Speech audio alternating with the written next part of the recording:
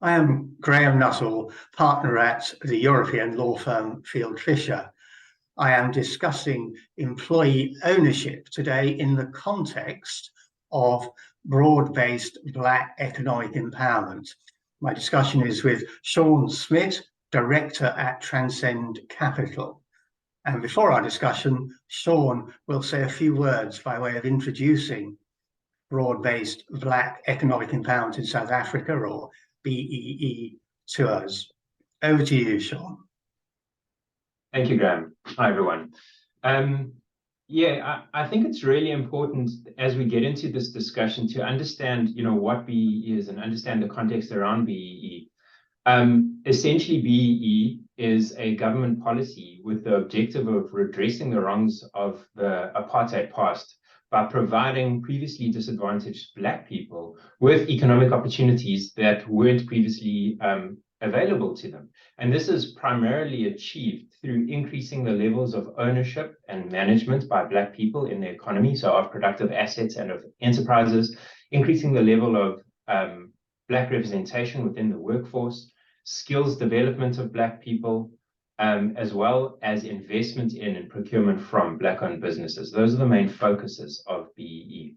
Now, we're saying BEE, the full name is Broad-Based Black Economic Empowerment. Some people say BBBEE, triple B, double E. I think the easiest is BEE, so that's what you'll hear from us today. I think it's important to understand that this policy of the government is obviously there to address the wrongs of apartheid, but at the same time, it's a growth strategy. And the idea is to really bring the Black majority into the economic mainstream through BEE. Now, the way that a company's BEE status or achievement is measured is on a balanced scorecard. And this essentially provides a framework for measuring your scoring when it comes to BEE. And this is measured across 5 different elements with a number of points being available, points being scored against what is available, linked to what initiatives a company has achieved and implemented during a period. And that ultimately provides a certain scoring for a company. And with that scoring, it determines what compliance level that business has achieved, and therefore what BEE status or BEE level it has achieved. So just as a hypothetical example, if you've achieved 85 points, looking across all your BEE initiatives, you would fit into level 4 BEE status. And really, so this is the framework in which BEE is achieved. And I'd just like to quickly highlight some of the categories, elements, or pillars across which BEE is measured. So as I mentioned, there's 5. And the first one is ownership. And really, this is looking at the proportion of ownership within enterprises by Black people. The second one is management control. And this is looking at the level of Black representation, particularly across management levels and directorship within businesses. The third element is skills development, and this is primarily looking at exactly that, skills development of Black people, particularly within the business. And then there's enterprise and supply development, and this is actually broken into 3 sub-elements, but primarily this is focused on investment in Black-owned businesses inside of the supply chain and out of the supply chain, as well as preferential procurement, which is all focused on procurement from Black-owned businesses. And the last element is socioeconomic development, which is similar to CSR and is looking at essentially charitable contributions to organizations that largely support Black beneficiaries. And as I mentioned, there's points available for each of these categories. For each of the elements, there are subcategories and different points awarded within these subcategories, but ultimately you assess what points you've achieved, you add up all the points, and you assess what BEE level you've ultimately achieved. And the BEE level is important because BEE in South Africa, although it's not by law something that businesses must adopt or address, it is largely commercially driven in the sense that when you are tendering for public sector work, there will be minimum levels of BEE that must be achieved in order to qualify to win that work. And part of any company's scorecard is linked to its procurement, as I mentioned. And that procurement is linked to the BE status or BE level of your suppliers. So obviously the pressure then flows through the supply chain to address BE and to achieve as high a BE level as possible. So I think that's commercially the key driver of BE in South Africa. But then I think at the same time, BEE is also an aspect which, if you've got a company that is non-compliant, that hasn't addressed BE at all, it's really frowned upon. So I think there's the sort of commercial, hard, almost financial or numerical side of it, driving business and winning work. And then there's also the other side in terms of it's the right thing to do, really. One more thing I'd like to highlight here is that ownership, skill development, and enterprise and supplier development are priority elements where you need to be scoring a certain sub-minimum number of points for those aspects to avoid any penalties on your overall B status. And why this is important is ownership, which we'll talk about now, is a critical aspect for BEE and is often one of the most complex aspects of BEE for many businesses in South Africa. And also, I believe this is where the largest overlap with employee ownership can happen. And it is a priority element. So one must address BEE ownership if you are addressing BEE. And there's a potential overlap with employee ownership, which we're going to unpack in more detail. But what I'd like to do quickly now, first, is just unpack the ownership scorecard itself. So ownership is one of the 5 elements or pillars on the overall BEE balance scorecard. And ownership itself is broken up into various subcategories, which you can see on the screen now.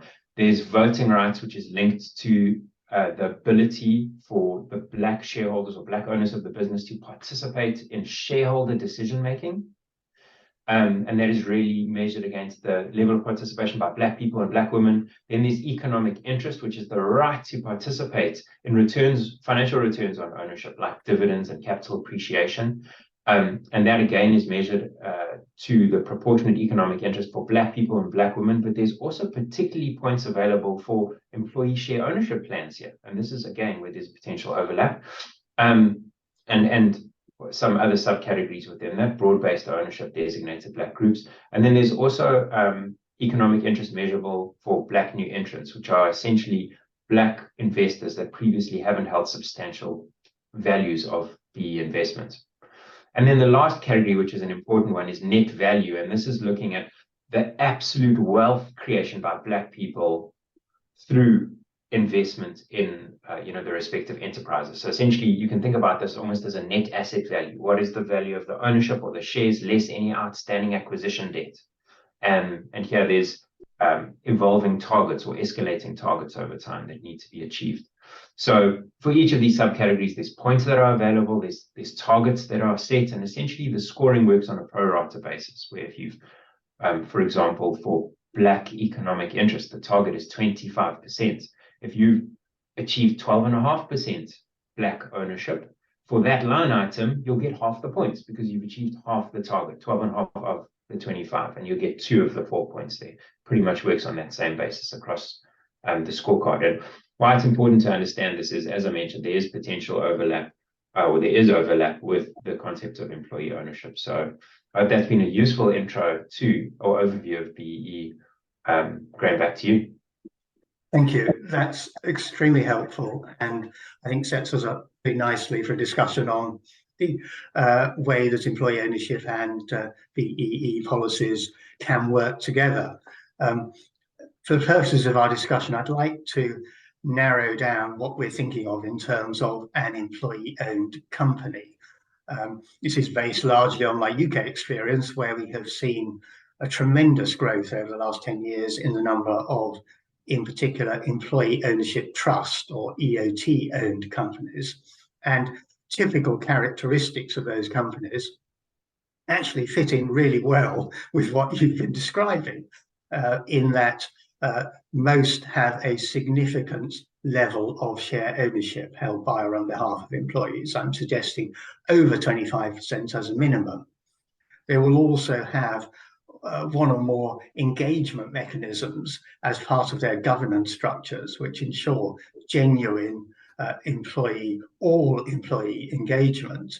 And moreover, most employee-owned companies have a CSR policy. They support their local community. And as I say, these ownership structures in the UK are largely trust ownership structures where shares are held collectively on behalf of all employees, but they also include other structures, individual share plans and a mix of the two. And so with that particular idea of an employee-owned company in mind, I would be great if we could just explore how well that sort of company would fit in with a BEE scorecard. And indeed, to wrap the question up in a more sort of comprehensive way, if a company wishes to become employee-owned, are any of the separate elements of BEE policy a fundamental obstacle to achieving employee ownership, actually quite neutral in that the two can operate side by side, or what we'd like to see is actually they're mutually compatible, they support one another. And yeah, does it make a difference what type of employee ownership structure you put in place? So with that in mind, I look forward to discussing these issues. I'm going to stop the screen sharing so that we can just concentrate on talking to one another. Great. Where should I start? Perhaps I could just start with the trust model, the employee ownership trust model that is prevalent in the UK. Do shares held collectively on behalf of employees count as ownership for the purposes of BEE, or do they have to be individually owned by employees? So the concept of indirect ownership through vehicles like trusts and sometimes through companies is readily adopted and accepted in terms of the BEE codes of good practice. And in my experience, particularly trusts are very commonly used for employee share ownership plans. So absolutely acceptable and strong overlap.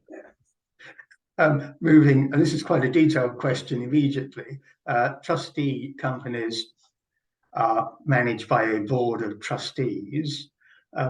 Are there any particular requirements that board of trustees would need to meet, again, for the ownership held in that trust to count for BEE purposes? So I think it's important to understand that the concept of Black ownership for BEE purposes being recognized through ESOPs is absolutely available. And as I highlighted on the ownership scorecard, there's particular points available for that. But the BEE codes actually set out certain requirements that need to be met in order for Black ownership to be recognized through an ESOP. And some of these requirements particularly focus on the board of trustees for the trust.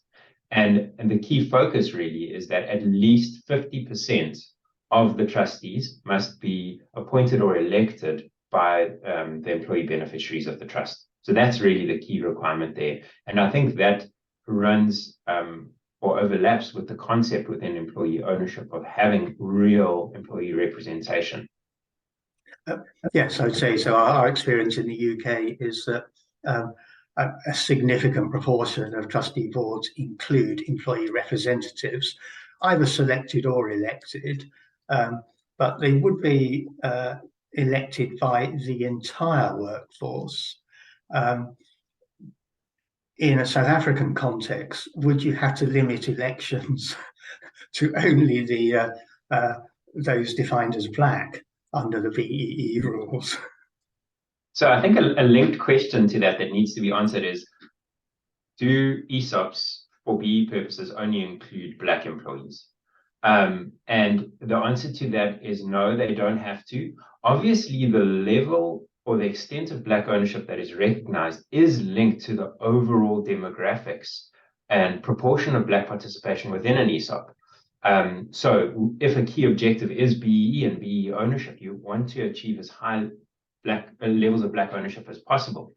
But generally, most businesses would look at including all employees in an ESOP, and sometimes they stratify it to achieve optimal BE ownership outcomes and say, well, look, it's all employees will participate in this ESOP below, let's say, management level, as an example. And that, if we look at the demographics of that proportion or portion of the workforce, there's higher levels of Black ownership, for example. So sometimes that happens, but generally ESOPs often have or include all employees, and all employees would then participate in the election process for the employee representatives on the board of trustees. Thank you. And yes, I think you've hit the key point here. If, for example, that there are 40% of the shares of a company held in an EOT, or 50% of the shares in a company held in an EOT, then it seems to me any dilution created by including other non-Black employees will be immaterial in a VEE context, because our general understanding is 90% of the workforce in South Africa qualifies as Black. Is that right? Is it a sort of mathematical analysis that's needed to check whether you're diluting the VEE effects? So that analysis needs to be done for each company. And although I don't have the numbers offhand, but I would say probably about 90% of the population in South Africa is Black by the broad definition of Black. From a workforce perspective, you would need to look at the particular enterprise or the particular business. And I would say in my experience over time, the proportion of Black representation in an employee basis for all businesses is absolutely increasing. I'm not sure it's yet mirroring the population demographic profile. I don't think it is, to be honest, but it's definitely increasing over time. And I think that in most businesses, a high proportion of employees are Black, at least a strong majority in most businesses that I've seen. It often differs across different levels within the workforce. But I think overall, if we're thinking about it, there's often strong representation of Black workers or Black employees within the overall employee base. So what does that mean from a Black ownership perspective and employee ownership? Well, you'd need to look at the particular business at what their overall demographic profile is for their workforce, number one. And number two, you'd also need to look at what kind of stake are we talking about when we're looking at employee ownership or looking at an ESOP. So for example, if we're looking at a 30% ESOP, so it would hold a 30% shareholding in the business, and let's just say 70% of the employees that would participate, that qualify for participation in the ESOP, are Black, we would have an outcome that yields 21% Black ownership. And that is below the target of 25% Black ownership. So we would have suboptimal outcomes, strong outcomes, but still suboptimal outcomes from a Black ownership perspective. So I think for respective businesses, you would need to look at what are your demographics, number one. Number two, what size ESOP are we looking at? And as the demographics tend higher in terms of Black representation, and as the percentage of ownership that an ESOP would hold tends higher, you have better complementary overlap between employee ownership and BE ownership and BE ESOPs. Thank you. No, that's really helpful. And again, the UK experience is actually we move towards 100% EOT ownership. So at that level, one would hope you are achieving at least the minimum threshold in terms of BEE policy. We should look at the other categories.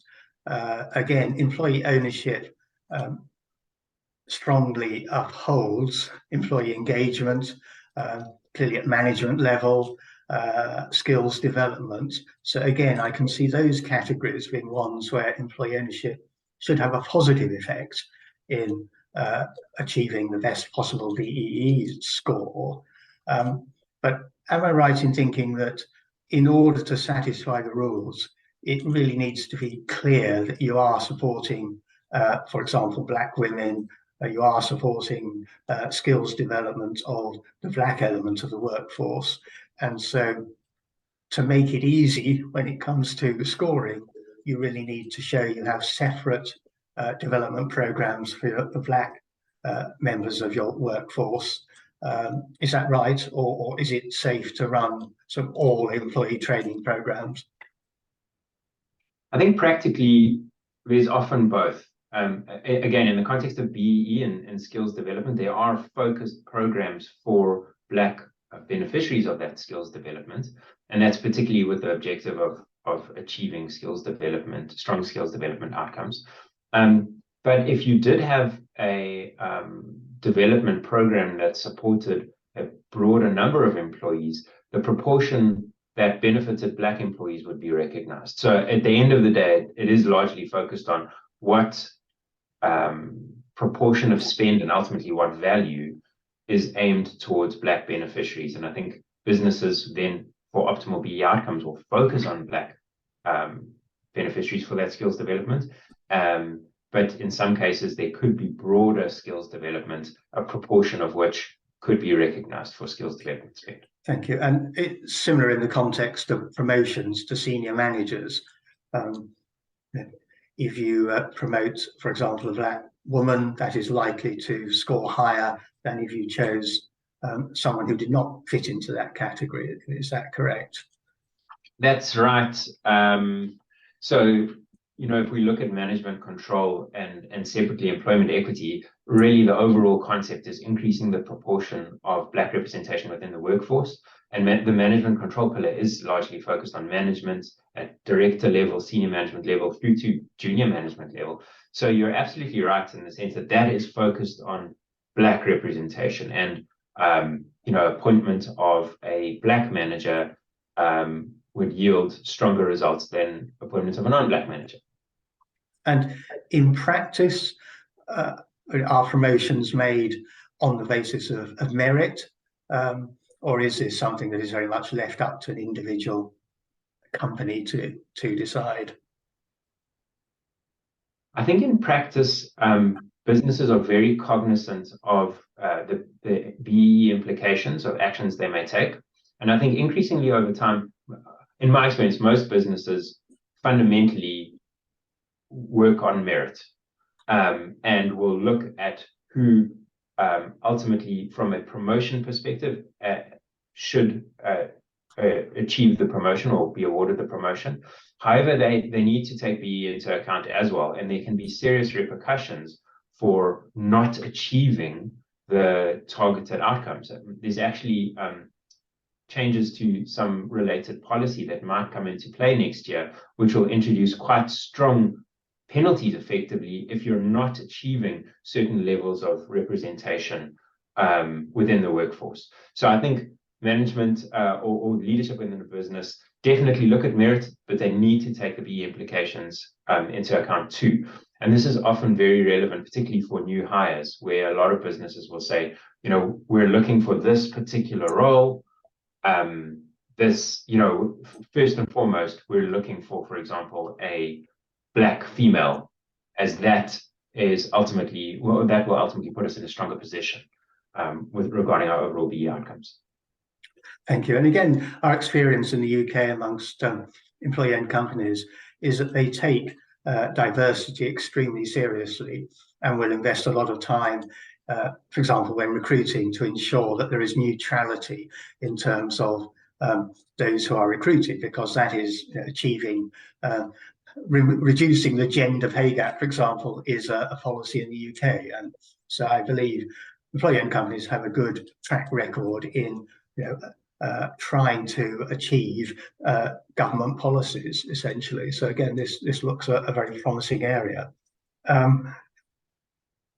Let's talk about the socioeconomic development aspects. I think a relatively small score, but important all the same.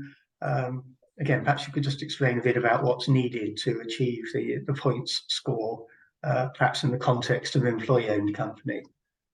Would, for example, supporting the development of other employee-owned companies achieve a score here? No, it wouldn't. I think this is largely focused on almost charitable contributions that support organizations that are really supporting needy, largely Black persons. So I'm thinking of, organizations, and can also be for education and skills development for Black people not within the business. So sometimes, bursaries fall under this category, or charities, Black charities are supported within this, but supporting another employee-owned company wouldn't really count towards this. The proportion here needs to be at least 75% of the benefit needs to go towards Black people. There can be essentially a non-Black element within that too, but obviously the outcome in the broader concept of BEE is supporting Black beneficiaries. Thank you. And any comments in relation to procurement and the supply development element of the scorecard? No, I think it's kind of neutral when it comes, if we're thinking about employee ownership, the overall employee ownership concept. I think what is important is, again, coming back to ownership, because certain aspects of preferential procurement look at and award preferential procurement points for the Black ownership of your suppliers. Now, if through employee ownership and looking at the demographics of the workforce, you're achieving very strong Black ownership through employee ownership, that would put you in a better position and being more attractive to your customers from their preferential procurement perspective. So it's kind of linking back to ownership, but it is tying in with preferential procurement. So I think there's an overlap there between ownership and PrefProc. Sure, thank you. I find this discussion has been tremendously helpful in advancing my knowledge of how the two policies can work together. What would you like to say by way of concluding remarks? I think overall that there's that employee ownership and BEE can be strongly complementary. I think if a business was looking at pursuing employee ownership, that it would need to be looked at taking BEE into account. But I think there's strong opportunity for positive BEE outcomes that run alongside, a strong employee ownership outcome. I do think, though, that one would need to look at the particular circumstances of the relevant business. So I don't want to say one size fits all, but I think overall, I think there's a strong overlap, and I think it's very positive. Thank you very much for your time, Shaun. Thank you. My pleasure.